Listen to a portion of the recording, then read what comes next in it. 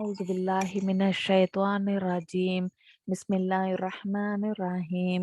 نحمده ونصلي على رسول الكريم. أما بعد فأعوذ بالله من الشيطان الرجيم.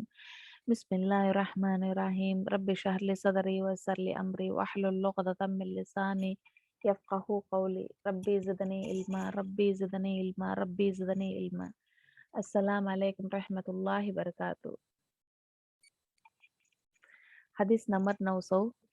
حدثنا يوسف ابن موسى حدثنا أبو أسامة حدثنا عبيد الله ابن عمر عن نافع عن ابن عمر قال كانت امرأة لعمر تشهد صلاة الصبح والعشاء في المجموعة في المسجد، فقيل لها لما تخرجين وقد تعلمين أن عمر يكره ذلك ويغار.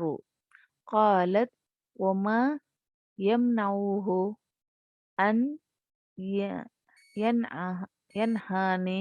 قال يمنعه قول رسول الله صلى الله عليه وسلم لا تمنعوا إماء الله مساجد اللہ. ترجمہ ہے، کتاب جمعہ کا بیان. جو جمعہ میں شرک نہ ہو یعنی بچوں اور عورتیں وغیرہ، تو کیا ان لوگوں پر بھی غسل واجب ہے؟ ابن عمر رضی اللہ عنہ نے کہا کہ غسل ان پر واجب ہے جن پر جمعہ واجب ہے. کس پر واجب ہے؟ جو بھی نماز پڑھنے کی استطاعت رکھتا ہے، جوان ہے، عورت ہو یا بچہ ہو یا مرد ہو، کسی پر وہ جمعہ جس پر فرض ہے اس پر کیا ہے؟ غسل واجب ہے. واجب کا مطلب یہ ہے کہ فرض ہے. اس کا ترجمہ دیکھیں گے انشاءاللہ. ہم سے یوسف ابن موسیٰ نے بیان کیا کہ ہم سے ابو اسامہ نے بیان کیا کہا کہ ہم سے عبید اللہ ابن عمر نے بیان کیا کہا ان سے نافع نے، ان سے عبداللہ ابن عمر رضی اللہ عنہ نے، انہوں نے کہا کہ عمر رضی اللہ عنہ کی ایک بیوی تھے جو صبح اور عشاء کی نماز باجماعت سے پڑھنے کے لیے مسجد میں آیا کرتی تھی. ان سے کہا گیا کہ باوجود اس علم کے کہ عمر رضی اللہ عنہ اس بات کو مکروہ جانتے ہیں اور وہ غیرت محسوس کرتے ہیں، پھر آپ مسجد میں کیوں آتی ہیں؟ اس پر انہوں نے جواب دیا کہ پھر وہ مجھے منع کیوں نہیں کرتے؟ لوگوں نے کہا کہ رسول اللہ صلی اللہ علیہ وسلم کی اس حدیث کی وجہ سے کہ اللہ کی بندیوں کو اللہ کی مسجدوں میں آنے سے مت روکو. سبحان اللہ. یہ حدیث میں ہم کو کیا پتہ چلتا ہے؟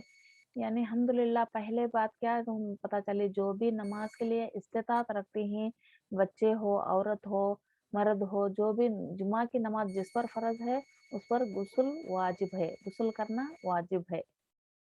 پھر یہ بات بھی پتہ چلتی ہے کہ عورتوں مسجد کو جانا بہت سے منع سمجھتے ہیں لوگ.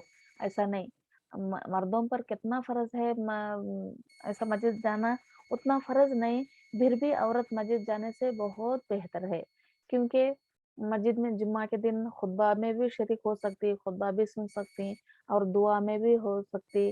دعا بہت بہترین چیز ہے، جمعہ کا امام کا دعا اس میں بھی حاضر ہو سکتی. ایسا ہے. اس میں یہ بات پتہ چلتی ہے کہ عمر رضی اللہ عنہ کی ایک بیوی تھے، وہ صبح اور شام مسجد میں حاضر ہوتے تھے، کہ تو نماز میں، صبح کی نماز میں اور عشاء کی نماز میں وہ حاضر ہوتے رہے.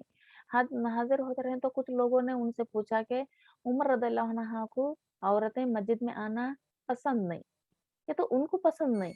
बाद में उन्होंने पूछा कि आप उमर रज़ियल्लाहु अन्हा को ये बात पसंद नहीं, उमर रज़ियल्लाहु अन्हा जानते हैं कि मकरूह है, औरत मस्जिद में आना मकरूह है और गैर महसूस करते हैं। वो उनको अच्छा नहीं लगता, उमर रज़ियल्लाहु अन्हा को अच्छा नहीं लगता। उनको अच्छा नहीं लगने से फिर वो नहीं रुके, आते रहे। क्यों? इस बात कह के आप सल्लल्लाहु अलैहि वसल्लम आप क्यों आती है? को लोगों ने उनसे सवाल किया।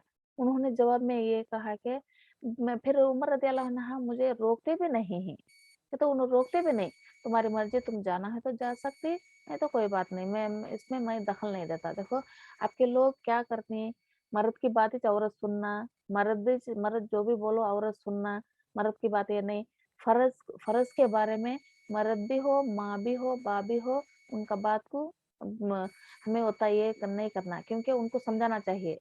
समझाना किस बात का समझाना? फ़र्ज़ नमाज़ नमाज़ के लिए और वो पर्दा नहीं वो पर्दा करती है अगरचे उसके शौहर को पर्दा का हो, पर्दा पसंद नहीं, बोले पर्दा मत मत करो। इसको भी मर्द की बात सुनना ये नहीं, वो पर्दा कर सकती है। और जो भी फ़र्ज़ की इबादत है, वो कर सकती है। मर्द को क़ब्ला को या मर्द उसे नहीं रोकना चाहिए। ऐसे लोगों को, ऐसे औरतों को मर्द नहीं रोकना चाहिए। यहाँ उमर रज़ियल्लाहु अन्हा ही नहीं रोके।